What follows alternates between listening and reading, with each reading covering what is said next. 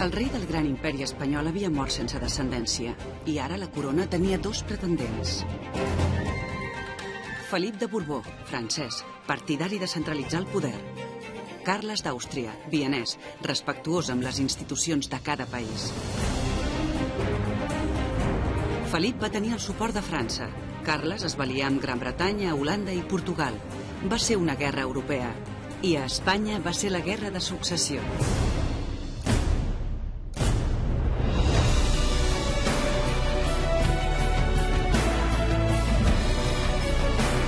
Els territoris de la Corona d'Aragó es van posar al costat de Carles per defensar les seves constitucions.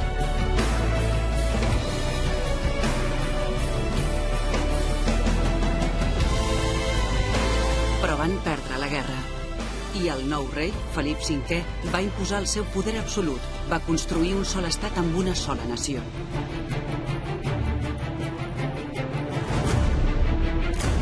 Però les coses no van sortir ben bé com estaven previstes.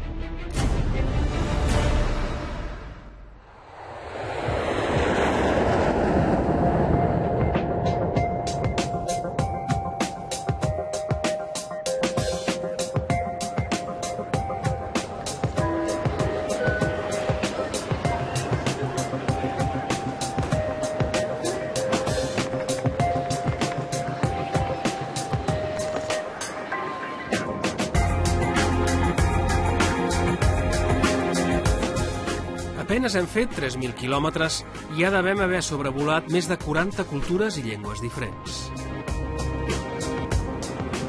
Europa és una autèntica coctelera. De fet, tots els europeus estem emparentats genèticament. Durant milers d'anys, la població s'ha anat movent amunt i avall i això ha fet que actualment els europeus siguem una autèntica barreja. Però alguns més que altres, perquè hi ha alguna excepció.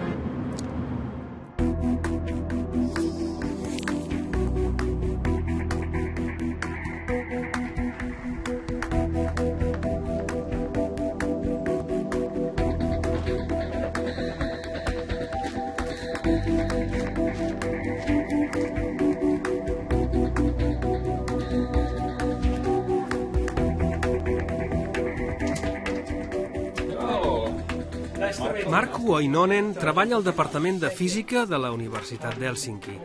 Es dedica a posar data a objectes antics, com ara ossos o mol·luscs.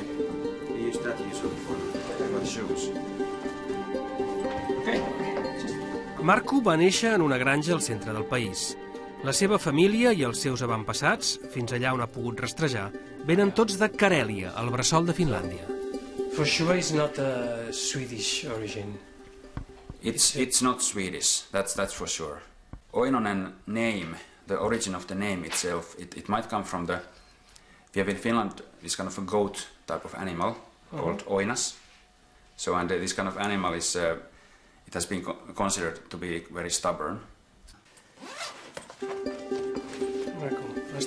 Abans de venir a Finlàndia, vam encarregar un test d'ADN per determinar el meu genotip i així poder veure d'on venien els meus avantpassats remots. I li proposem al Markku de fer el mateix. D'aquesta manera podrem comparar l'origen dels nostres ancestres.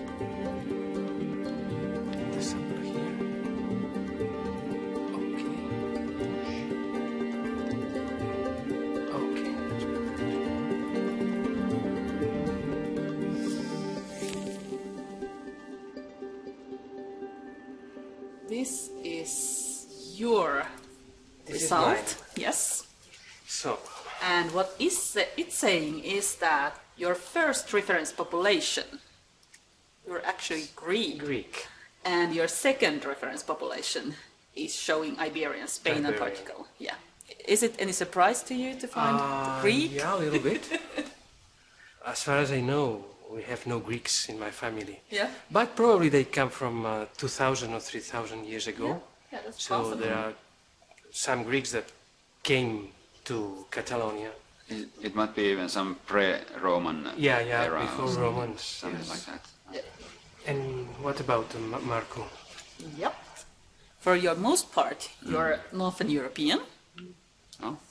That makes sense. Yeah. And what is a bit surprising is this Northeast Asian and Native American. Native American? That's Is that a surprise for you? Oh, so okay, yeah.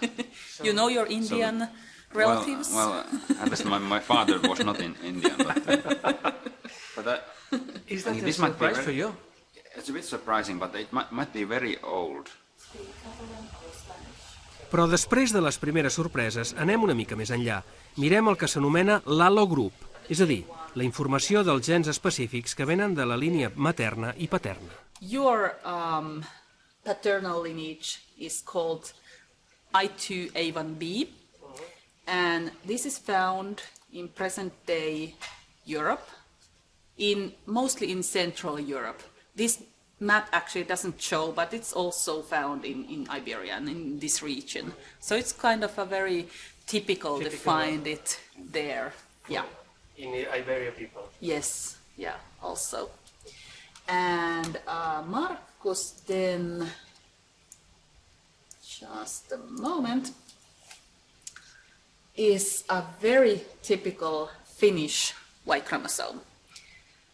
That's what I thought also. You've always felt You it's look Finnish. like typical I Finnish. felt like Finnish. In Europe, there has been a lot of migrations during all millennia. And here in Finland, it's probably been so that there were much migration going on in very ancient times.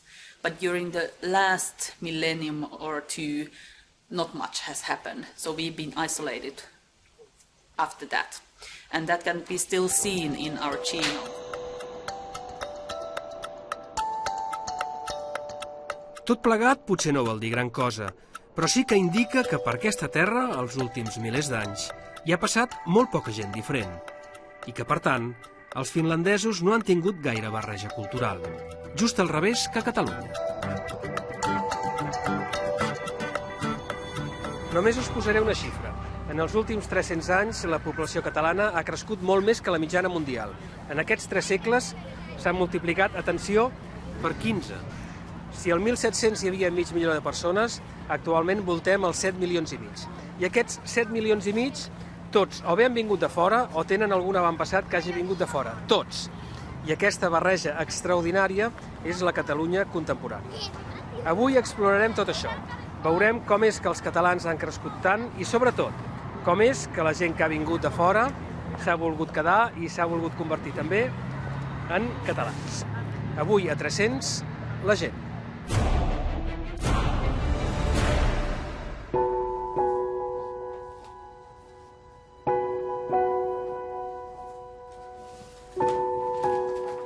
Josep Aparici està a punt d'acabar el mapa de Catalunya més complet que s'ha fet mai. L'ha dibuixat amb ploma i per parts, començant pels rius, que són els que marquen la pauta. Aparici és un funcionari del rei Felip V i un gran geògraf. Per poder fer el mapa s'ha passat anys viatjant per Catalunya i ha notat totes les muntanyes, tots els rius, tots els pobles i totes les cases. I aquesta informació és molt valuosa per al govern de Felip V. Acabada la guerra, el nou rei vol imposar un nou impost, el cadastre, i per poder-ho fer li calen les informacions de l'Aparici.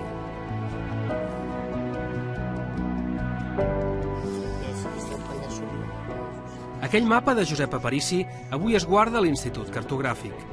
El mapa marcava tots els nuclis urbans, però per fixar el nou impost del cadastre calia saber quantes cases hi havia. Per tant, l'any 1717 van fer un cens de les cases, l'anomenat Vecindario de Campo Florido, però sembla que no era gaire fiable. Els historiadors tendeixen a centrar-se en una cosa que segurament és veritat, que és que hi ha ocultació. Imaginem-nos el moment històric, després de 1714, amb un tipus de recompte que estava fet amb finalitats recaptatòries, no? Clar, era lògic que a més hi havia un desgavell amb la qual l'ocultació era més fàcil, és lògic que hi hagi ocultació. Per això va fer falta un nou cens, que ja es va fer en temps del rei Carles III, l'anomenat Cens de Florida Blanca. La comparació d'aquests dos censos, un fet a principis de segle i l'altre a finals, permet veure com es va comportar la població catalana en aquell segle XVIII.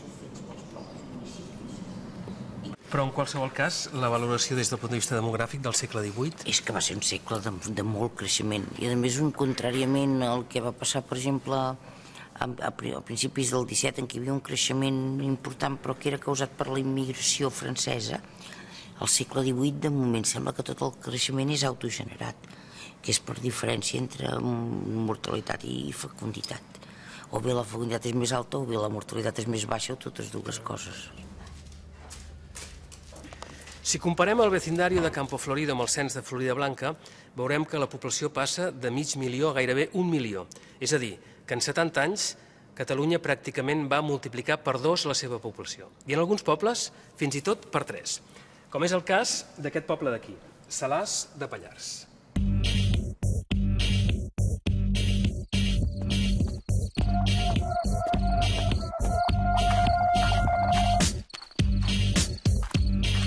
Ramon Robert és l'hereu de Can Montsó, una de les cases més fortes del poble, i fa dies que té el veí enfadat.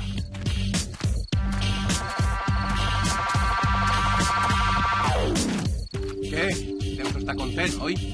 Què vols dir? Què ho saps, no vull dir? Ja m'has entès. Et penses que soc fato o què? En Ramon i el veí, en Joaquim, discuteixen davant mateix de casa per un tros de terra que l'hereu de Can Montsó ha comprat fa tot just 4 mesos. Meu i em faig el que vull, ho entens? Ja sabés que jo hi tinc dret a pas. I qui t'ha dit que el perdries? Dime, qui t'ha dit que el perdries? I qui m'assegura que no el perdré? Mito. El terreny està adossat a la casa, però queda a l'exterior de la muralla. O sigui, jo tinc dret a pas. Aquest tros d'aquí, tu no pots... En Ramon de Can Montsó n'ha pagat 10 lliures i ha començat a fer-hi les obres. Vol ampliar la casa, que se li ha fet petita, i vol construir un pati amb una era per guardar bestiar. Tu què t'has pensat? Si haguessis vingut a veure'm i parlar en comptes d'anar directament al jutjat de Talar i denunciar. Jo havia d'haver... I vet aquí que el veí, en Joaquim, està disposat a complicar-li les coses. Té por de perdre el seu dret de pas per aquest tros de terra i ha presentat una denúncia al jutjat de Talarn per fer-li aturar les obres. Va, passa cap dins i deixa-la estar. Deixa-la estar. Mira, potser seràs tu qui se'n recordarà tota la vida i t'hauràs de fotre-l'era una càpiga.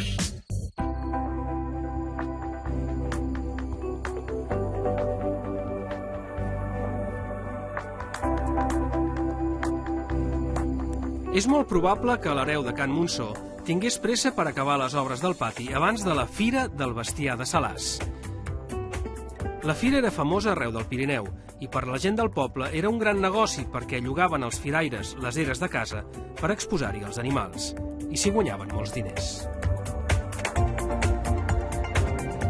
Però la fira no era l'únic motor econòmic del poble al segle XVIII, ni tampoc la principal causa del creixement de la població. Mireu aquell cartell.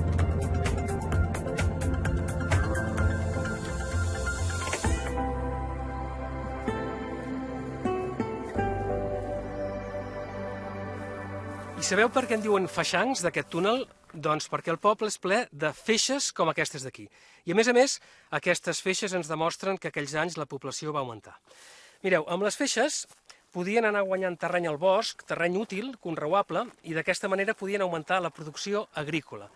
Només els faltava una cosa, més gent per treballar aquestes noves terres. I sabeu què s'hi plantava a Salàs? Què tal? Jo crec que sí, no? Ramon Robert i el seu gendre estan ben satisfets. El vi de l'any de Casa Montsó és excel·lent i ja el poden vendre. Prova-ho. Prova-ho tu, que fa més temps que t'hi dediques. El vi ja està a punt per traspassar-lo als bots, que són una mena de bosses de pell de cabra girada, com aquesta. No, però... El bot té la mida i la rigidesa ideal per a un transport difícil. Aquest vi l'aniran a vendre amb carros i mules per tot el Pirineu.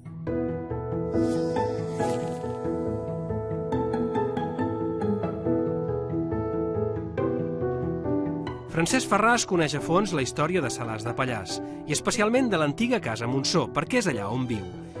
És la mateixa Casa Montsó on vivia Ramon Robert i la seva família fa 250 anys.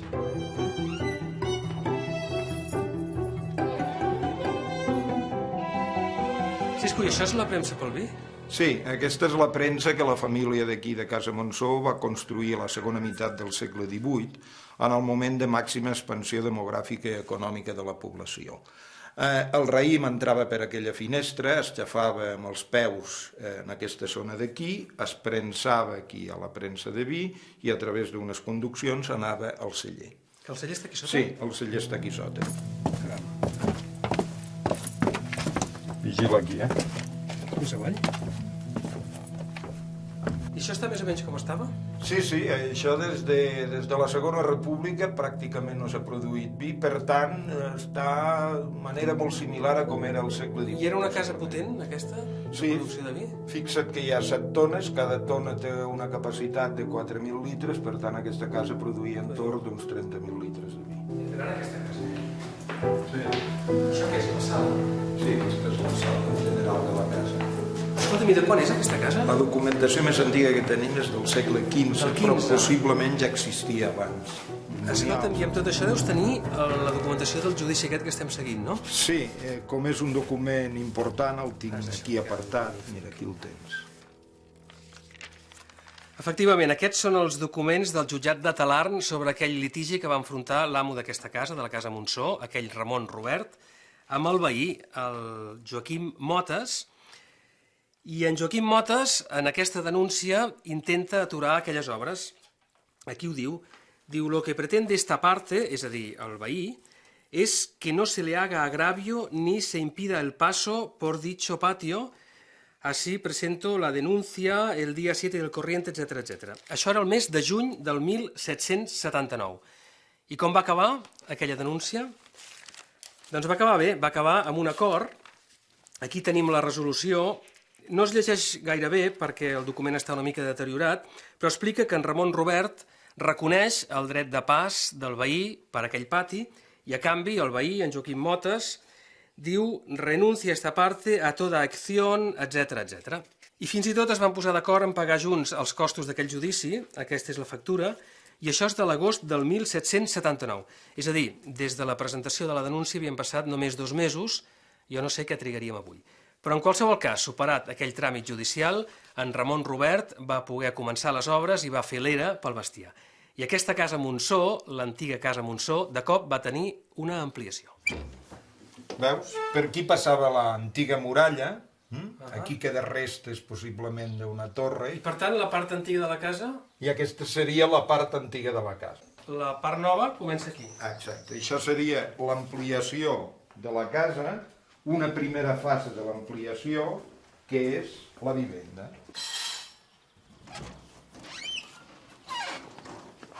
Veus, això seria la segona ampliació de la casa, que seria l'era. I això és l'era. I aquesta és l'era que va llogar als firaires, aquell senyor, no? Exactament. Escolta'm, però veig que no va ser l'únic que va edificar aquest tros, no? Perquè els veïns també. El mateix van fer els altres veïns. Aquest, per tant, seria el primer eixample del poble. Cal pensar que aquest poble, al segle XVIII, va multiplicar per 3 la població. Si pensem que Catalunya la va multiplicar per 2, aquest per 3. Per tant, el poble estava a vessar i necessitava eixamplar-se. Encara més espai. Tota la part central del segle XVIII és una part de relativa prosperitat i, sobretot, d'una prosperitat, ja no parlo del comerç, sinó que parlo de la vida quotidiana, de l'aliment, i sobretot la desaparició de les grans puntes de mortalitat excepcional, de les pestes i de les grans fams. Hi ha un gran intercanvi de conreus que permet una millor adaptació a les condicions de cada lloc i sobretot una diversificació.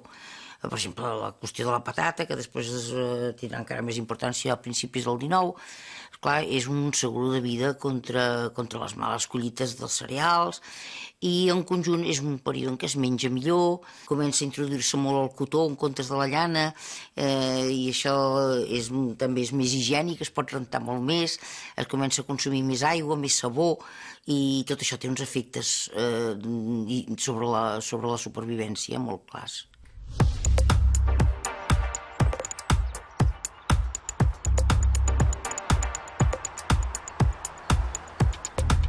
Aquest creixement natural de la població es va mantenir durant unes quantes generacions, però de cop el creixement es va aturar. Les dones catalanes van deixar de tenir tantes criatures com abans. Anem a Sant Pere de Riudebitlles, al Penedès. Allà comença la segona història.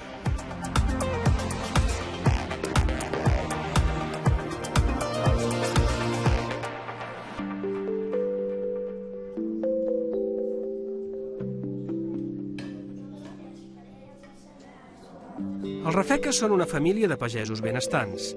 Fan vi, oli i cereals. I el diumenge tota la família fan dinar de festa. Escudella de verdures amb naps i xirivies i pollastre rostit. Els Rafeques són 12, 3 generacions. I aquest és el cap de la casa, Josep Rius Rafeques. Ja té 71 anys, però està ben tranquil perquè el futur de la propietat està assegurat.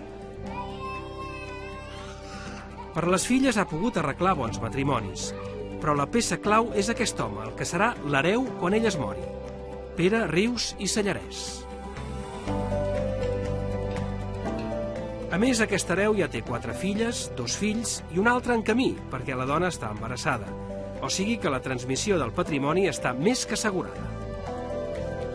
Algun dia l'hereu de Can Rafeca serà aquest noiet. Ara té 9 anys i també es diu Pere. Pere Rius Raspall.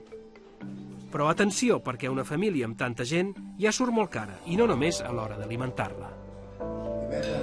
Boníssim el pollastre. Lluís? Sí.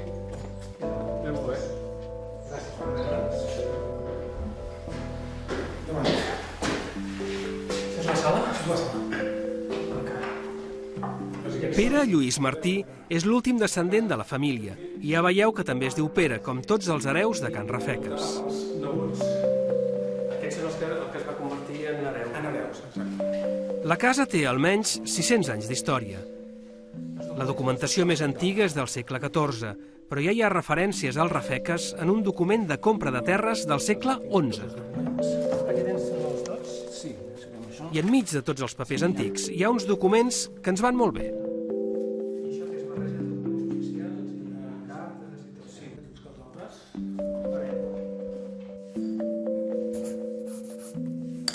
Aquests documents notarials certifiquen el que a la família Rafeques es va gastar en dots a principis del segle XIX. Recordeu aquella senyora que estava embarassada? Doncs va tenir una nena. Per tant, la descendència final va ser de 2 nois i 5 noies. I aquestes 5 noies, com a dot, van rebre sobretot diners. La gran, la Maria Rius i Raspall, va rebre 500 lliures, la Rosa, que era la segona, va rebre 300 lliures catalanes, a part d'una calaixera i un cobrellit. Les dues següents, que eren la Francisca i la Caterina, van rebre exactament el mateix dot, també diners, 309 lliures, un sou i 3 diners de moneda catalana. I el més curiós és que quan van arribar a la 5a filla, la Victòria, aquesta ja no va rebre diners, va rebre una parcel·la de terra. I com és que va rebre només terra? Doncs perquè a la família Rafeques se'ls havien acabat els diners.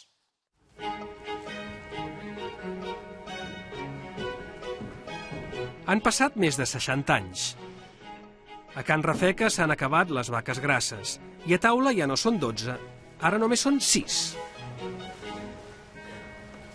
Déu i Pare omnipotent, amb sa divina paraula, beneiu aquesta taula i a tots nosaltres. Pere Rius i Raspall, aquell nen que tenia 9 anys, ara ja en té 75. És el cap de taula i és ell qui mana.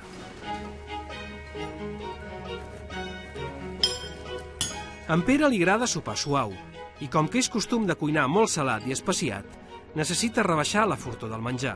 Per això afegeix un polsim de sucre a la sèmola. Mireu què fa l'avi. Poseu-vos una miqueta de sucre a la sopa. A taula també hi ha el que serà l'hereu de la casa, en Pere, Rius i el Mirall. Ja veureu que és més Només té 2 fills, la Francisca i el nen, el Pere, el futur hereu. Com ha canviat això? Quan jo era petit, érem una bona colla en aquesta taula. Són altres temps. D'aquests ja tenim fotografies que ja s'havia inventat. Aquest és l'avi, que acabem de veure, i aquesta d'aquí és l'àvia. I en aquesta altra fotografia tenim l'hereu i la seva senyora i els 2 fills, la parelleta.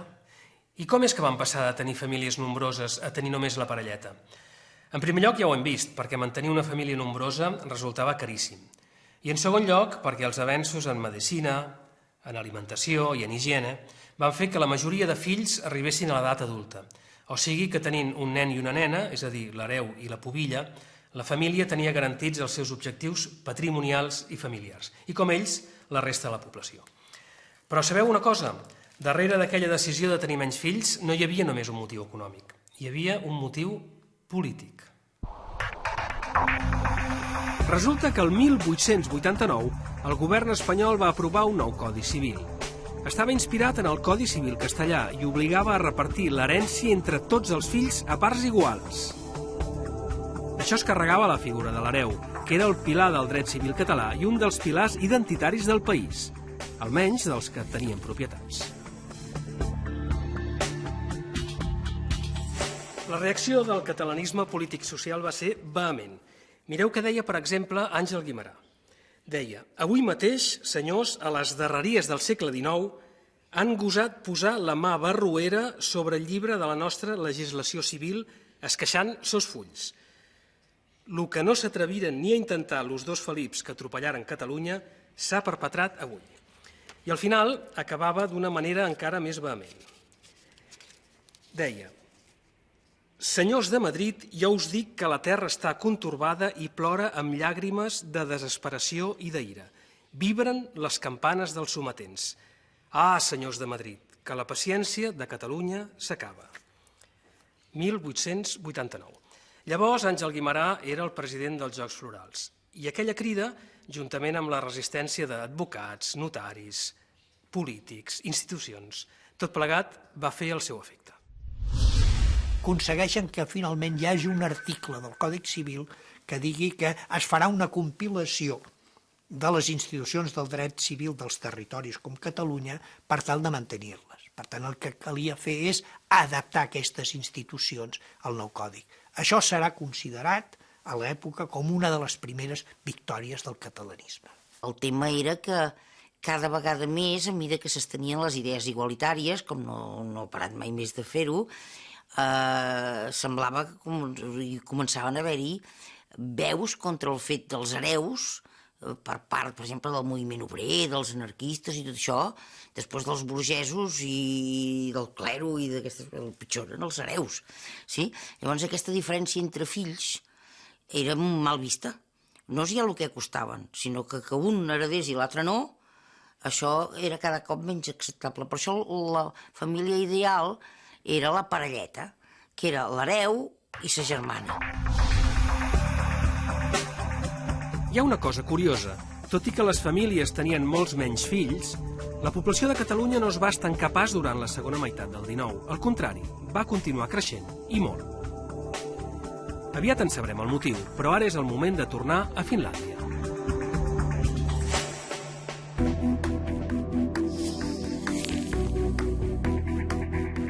És bastant curiós. Aquí, al sud de Finlàndia, al voltant d'Hèlsinki, les granges s'assemblen una mica a les masies catalanes. No per l'arquitectura, sinó per la forma del territori. Hi ha una propietat d'una mida mitjana, presidida per una casa pairal. Al sud i a l'oest hi ha el sistema escandinau típic, que també existeix a Suècia, a Noruega, a Dinamarca, que és el de l'herència del primogènit, que manté la finca. Que és una mica com l'hereu català. Exacte, i un element també important que és comú és que a Finlàndia i a Catalunya no hi ha latifundis, no? O sigui, hi ha pagesos més o menys rics que tenen terres, però no, que el conreu el fan ells mateixos. No hi ha servitud feudal al camp, diguéssim, no? Hi ha bàsicament un sistema bastant igualitari i modern comparat amb les parts meridionals i orientals d'Europa.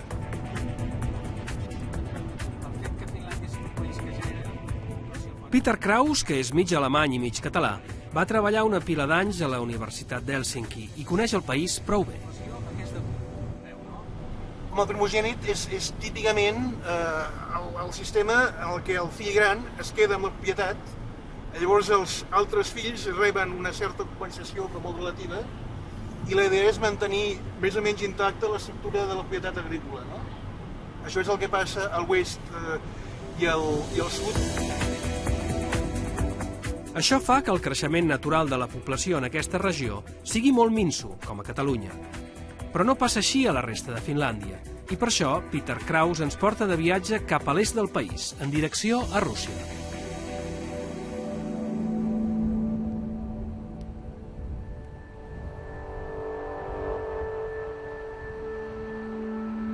Som a les portes de Carèlia, el bressol mític de Finlàndia. En aquesta part del país, la terra és ben diferent.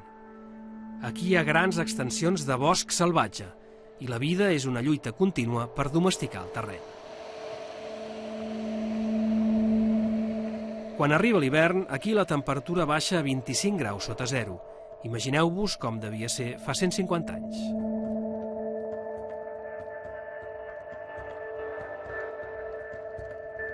Aquí hi havia molt poca terra disponible i per plantar s'havia de guanyar terreny al bosc. Per això, cada any en talaven un tros, una hectàrea, l'equivalent d'un camp de futbol, i al juny el cremaven. D'això, en finès, en diuen casqui. Un cop cremat, quan les cendres havien omplert el sòl de minerals, hi plantaven naps i civada. Però aquella terra només era fèrtil per una o dues collites. Després quedava erma i calia nova terra.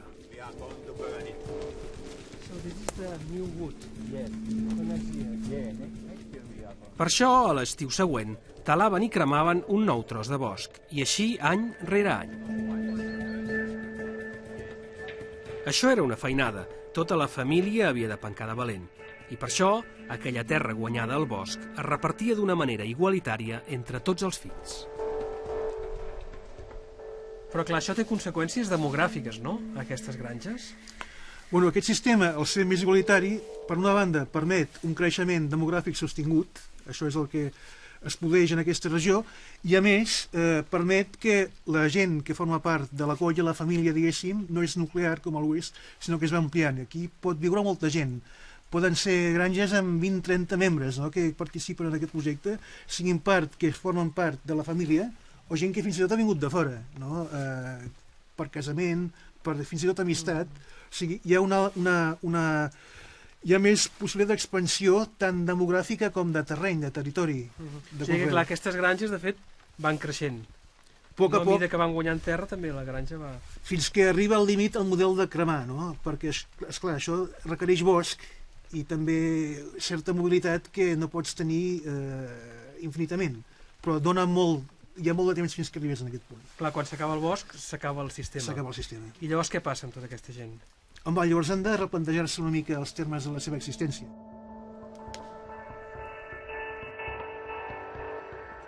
D'aquesta manera, aquella terra que havia donat molts fills, de cop es va convertir en terra de migració, al revés que Catalunya. I a principis del segle XX, els joves van començar a migrar a Hèlsinki primer i després cap a l'Amèrica del Nord. Però aquí no hi va venir mai ningú de fora. Per això no es van barrejar mai, al revés que els catalans.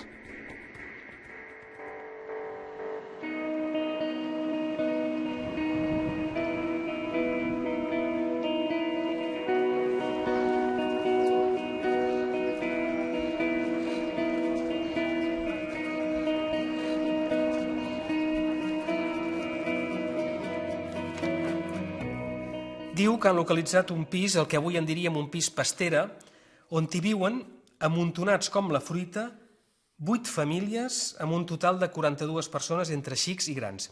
Això passava a Sant Martí de Provençals i ho publicava el setmanari L'Arc de Sant Martí el dia 26 d'abril de 1891.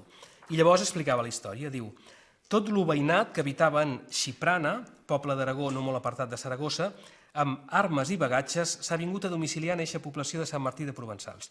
Sols i únicament el capellà queda en aquell poble. Diu que d'homes emigrants es calculen 227. El que no explica és perquè tota aquesta gent va abandonar de cop aquest poble, Xiprana.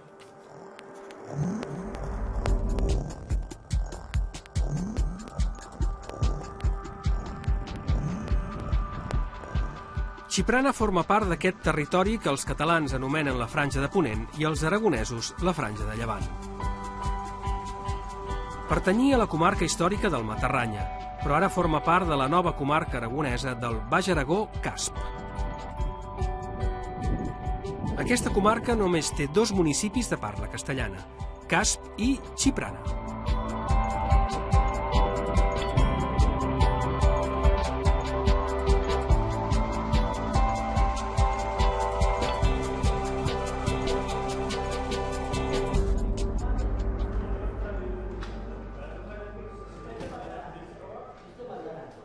Ara al poble hi viuen uns 450 habitants i un d'ells és Antonio Muniente. Es dedica a fer olives igual que es feien fa 100 anys. Me gustaría que me explicara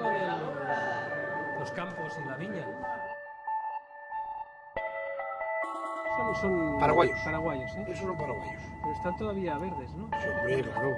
Però el poble ja no és el mateix. Avui, gràcies a l'aigua del pantà de Mequinensa, s'hi fan cireres, paraguayans, préssecs... Xiprana s'ha convertit en un poble pròsper. Bueno, la palabra rico quizás sea excesiva, ¿no? Pero es un pueblo que funciona. Es un pueblo que no hay paro y se está aprovechando mucho la emigración, que es la gente que están trabajando verdaderamente en el campo. O sea que ahora reciben gente para trabajar. Sí, hay mucha emigración. Marroquí, rumanos, senegaleses. ¿Qué distinto de hace 150 años, 130? Supongo que sí, yo no. La gente se marchó no tengo recuerdos de aquellos años, supongo que sí. Que la gente se fue a trabajar fuera, ¿no? Y pocas gente habrá en el pueblo de Xiprana que no tengan familiares en Barcelona. Siempre tenemos una relación con Barcelona directa. Aquesta és l'única vinya que avui queda al poble, però fa 120 anys n'era ple. Resulta que a França la plaga de la filoxera havia aturat la producció de vi i a Xiprana van començar a fer-ne com bojos per vendre'l a tot arreu. Però quan França va superar la crisi i va tornar a fer vi, que s'ha de reconèixer que era més bo, els pagesos aragonesos es van quedar sense feina. Les oliveres era l'únic que els quedava, però d'això no en podien viure tots, i la majoria van decidir marxar a França a buscar feina. I aquí ja no tenen més informació, només ens enduem una pista, que la majoria dels que van marxar es deien o Vicente o Muniente.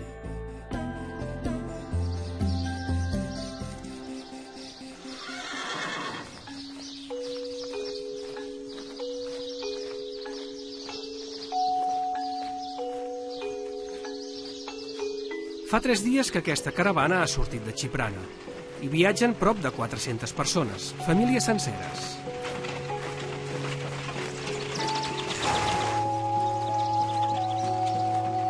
Cada dia fan uns 30 quilòmetres, dormen al ras i apenes paren per dinar. Però tot i així, al quart dia tot just són els afores de Falset.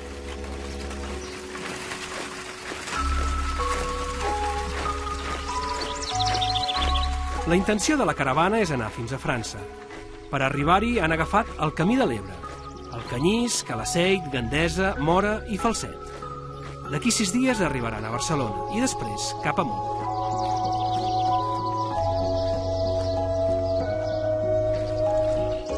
Però la capital els farà canviar tots els plans.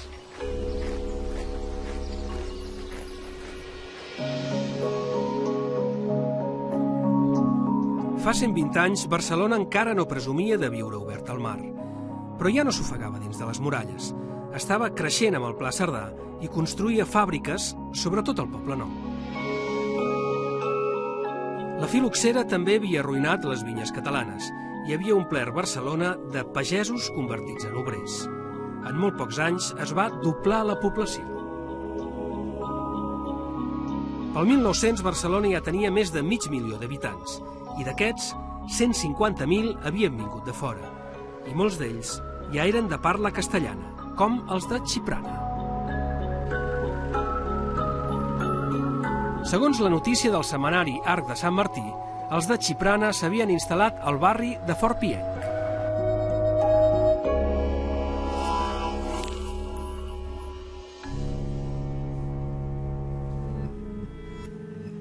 Aquest és el padró municipal de Sant Martí de Provençals de l'any 1892. Recordeu que havíem de trobar o Vicentes o Munientes. Doncs bé, aquí hem trobat 11 persones que vivien al mateix pis, que era la mare viuda, amb 7 fills i 3 persones més rellogades, i tots venien de Xiprana, excepte un que venia de Casp. I la senyora, la mare de família, es deia Joaquina Vicente Muniente.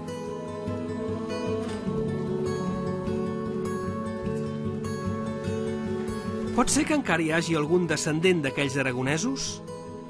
Per començar, hem de saber quanta gent hi ha a Barcelona amb els cognoms Vicente i Muniente.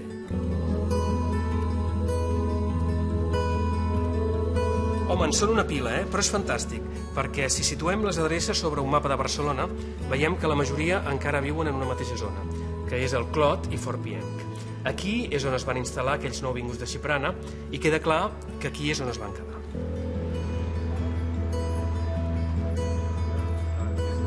Si es van quedar aquí és perquè aquí hi van trobar una bona feina. Aquesta és l'antiga farinera de Sant Jaume, coneguda com la Farinera del Clot, que ara és un centre cívic. Com aquesta, en aquella època n'hi havia 17. Aquelles farineres de Sant Martí de Provençals es van convertir en un negoci modern i pròsper. Exportaven farina per tot el litoral mediterrani i cap a les últimes colònies espanyoles de Cuba i Puerto Rico. I, sobretot, servien per alimentar els milers d'obrers que havien convertit Barcelona en un gran centre industrial. I en aquestes farineres és on van trobar feina aquella gent de Xiprana.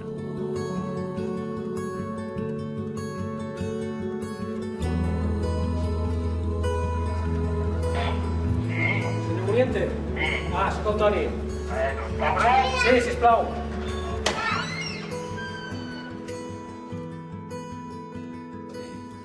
Expliqui'm del seu avi. Què se'n recorda del seu avi? Sí. Ui. Ensenya'm la foto, La foto? On està? Mira-la. L'Antoni Muniente té 80 anys i aquest era el seu avi, Antoni Muniente Muniente. Aquests, segons la traducció que jo tinc familiar, van sortir de Xiprana i un grup, no sé si eren molts o eren pocs, van decidir anar cap a França. Per Aragó és difícil, no es podia passar, tenien d'anar per Catalunya. A l'arribar a Barcelona ja devien estar molt cansats, van trobar feina i se van establir. Es van establir tots a la zona aquesta del Clot, o estan als Encants. I aquest és el pare de l'Antoni, que també es deia Antoni Muniente. Va treballar en un forn de vidre i a la fàbrica de cerveses d'Am. Tant l'avi com el pare els deien Antoni i no Antonio, tot i que venien d'un poble com Xiprana, de parla castellana. El meu pare era català. No perquè haguessin nascut aquí, sinó perquè ja era català i no era d'allà. L'Antoni actual, el tercer, ja va néixer a Barcelona. No va poder estudiar i es va dedicar a fer de fuster i de mecànic industrial. Es va casar amb l'Anna Maria.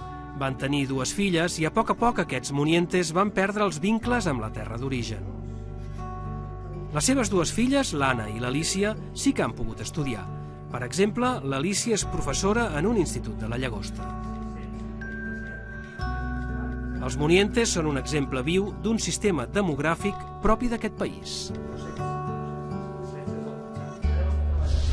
Aquest sistema, que no és el mateix que tot arreu, el sistema de fer catalans, de reproduir catalans, doncs mira, una part dels catalans es reprodueixen per procediments biològics com a tot arreu, i l'altra meitat són d'importació i es catalanitzen després. Aquest és el sistema.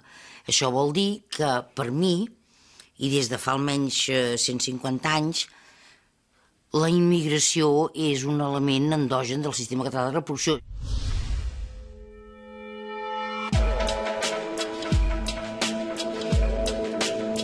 Aquest procés va ser fàcil mentre els nouvinguts eren pocs, però Barcelona no parava de créixer.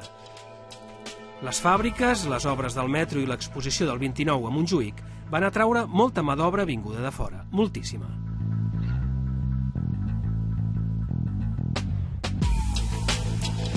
Només entre 1900 i 1930, la població catalana va augmentar 800.000 persones. D'aquestes, més de la meitat eren vingudes de fora. I aquesta vegada van venir andalusos i, sobretot, murcians. Tota aquesta gent necessitava un lloc per viure. Alguns es van construir barraques a Montjuïc i d'altres es van instal·lar al barri de la Torrassa de l'Hospitalet de Llobregat. La Torrassa va passar de 300 habitants a més de 22.000.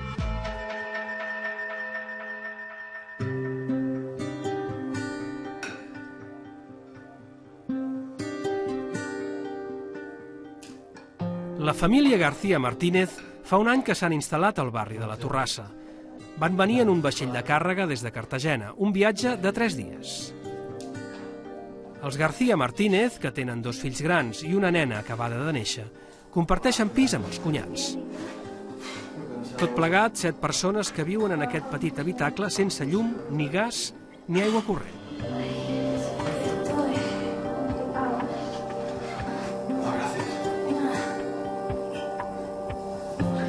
L'home treballa de peó fent els túnels del metro. Fa més de 12 hores cada dia. I la seva dona, la Encarnación, fa de dida per a una família benestant de Barcelona. Com que no li queda llet per la seva filleta, l'ha d'alimentar amb aigua d'arròs. Quiero conformar con agua de arroz.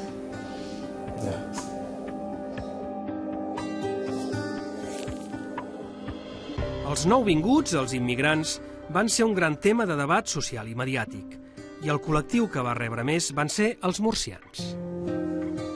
Mireu què deia la revista Mirador, que era una revista de referència de l'època.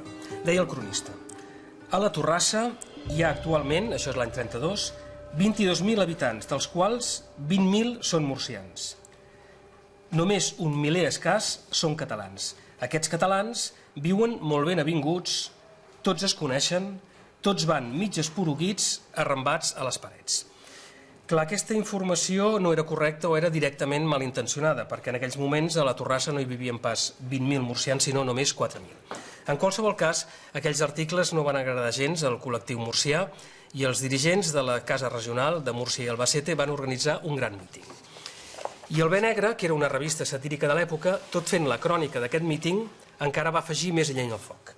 La crònica deia: diu, per posar-nos en consonància amb l'ambient, anàvem afaitats de fresc de 8 dies, és a dir, el cronista anava sense afaitar.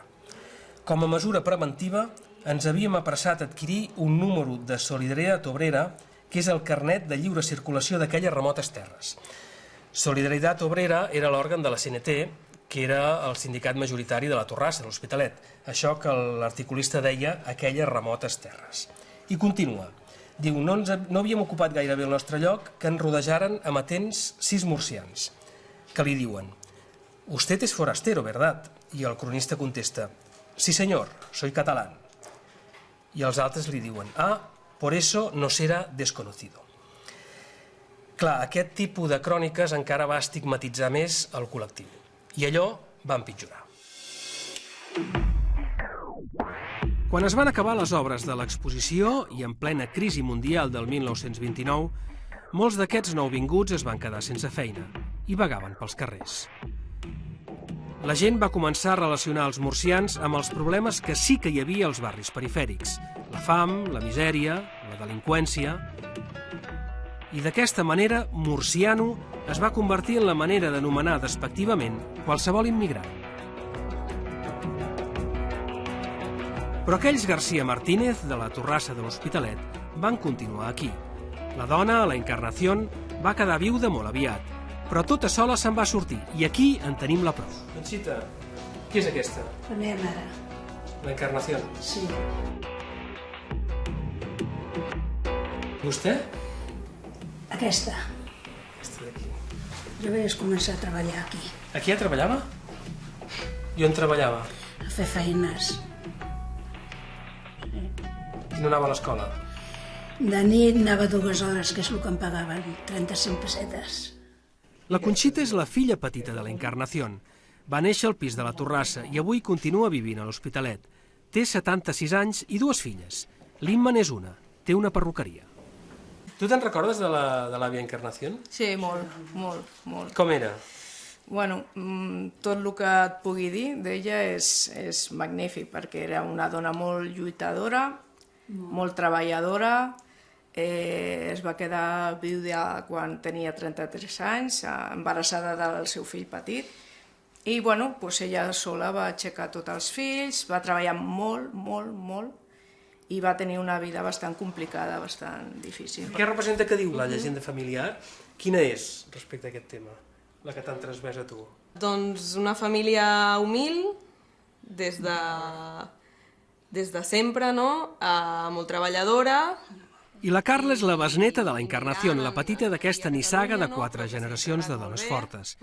És llicenciada en Història de l'Art i ja no va conèixer la besàvia Encarnación, però li han transmès la història familiar. I una família molt treballadora. La meva mare va lluitar molt, va lluitar molt, pobreta.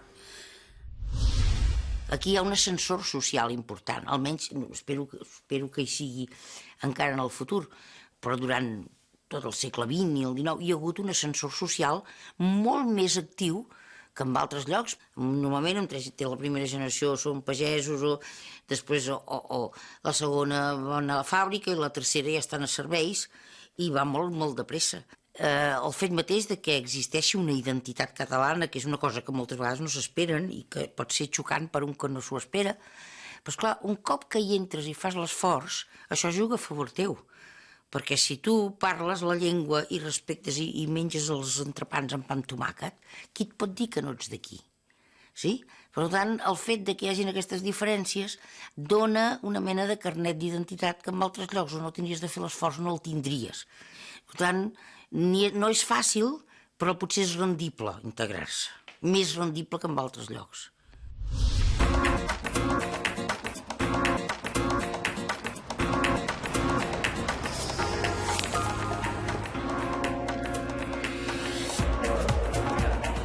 A l'Institut de la Llagosta hi treballa l'Alícia Muniente, la besneta d'aquells aragonesos de Xiprana que van arribar a Catalunya fa més de 100 anys. En català i que parlen català a casa, pocs. Després hi ha molts nens d'origen de pares o avis que venien de Múrcia o que van venir d'Andalusia en una època. L'Institut té 1 miler d'alumnes i avui és una mostra del còctel català. I després tenim la migració que va arribar de Sud-amèrica, que també tenim uns quants a cada classe, totes les classes n'hi ha, i molts emigrants de la zona de Magreb i ara alguns subsaharians, però els subsaharians han arribat ara fa menys temps. Us en recordeu que l'últim dia parlàvem de les fonts històriques. Aquesta és la classe de primer d'ESO.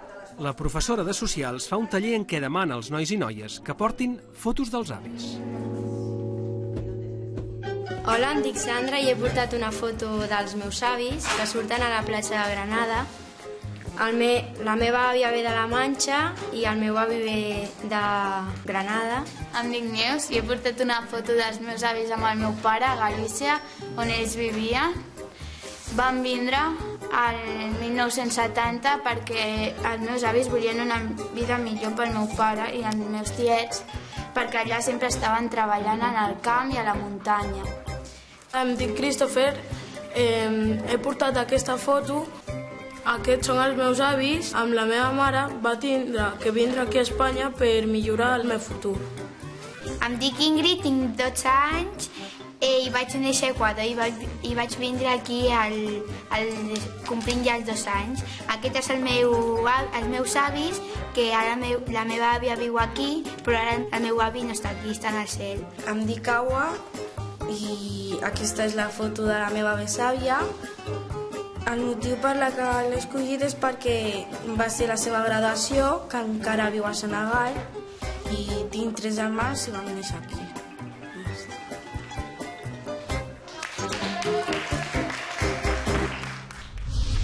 El que és extraordinari és com una població que té una component migratòria tan important com és Catalunya pugui tenir una identitat tan incombustible, no? Tan permanent al llarg del temps, amb una voluntat d'ésser i tal, que és portada per gent que genèticament, si hagués un gen català, això s'hauria acabat. No va en la genètica, no va en la sang, va en una altra cosa. Va amb tota una sèrie de gent que potser en el moment que venen per raons salarials, per raons de buscar altres coses, però que quan s'hi queden han fet una opció. I si no és sols una qüestió d'idiomes, però Catalunya és una població d'uns orígens molt heteròclits, molt. I amb això es diferència d'altres poblacions que tenen un fort sentiment d'identitat, però que són molt homogènies, diem, genèticament. No som ni 1, ni 2, ni 3. Segur que molt recordeu aquest anunci. Ni 5. Som 6 milions. I per governar-nos, ajudar-nos a progressar... Formava part d'una campanya institucional de l'any 1981. Generalitat de Catalunya. Som 6 milions. I ens van passar gairebé 20 anys ben cofois dient que érem 6 milions. Fins que de cop ens vam adonar que ens havíem tornat a multiplicar i que ja érem 7 milions i mig. Però quants catalans serem, posem, l'any 2070? Si seguim la mateixa tendència dels últims 300 anys, l'any 2070 passarem dels 12 milions d'habitants. Però està clar que el futur demogràfic del país dependrà de l'economia. La gent es mou per buscar feina, va d'on no n'hi ha, on sí que n'hi ha. De fet, Catalunya sempre ha crescut d'aquesta manera. Ara aquí de feina no n'hi ha, per tant no ve gent de fora, més aviat la gent se'n va. Però si mai torna a haver-hi feina, segur que torna a venir gent de fora, que els que vinguin voldran quedar-se i acabaran sent també catalans. Adéu-siau, fins al programa que ve.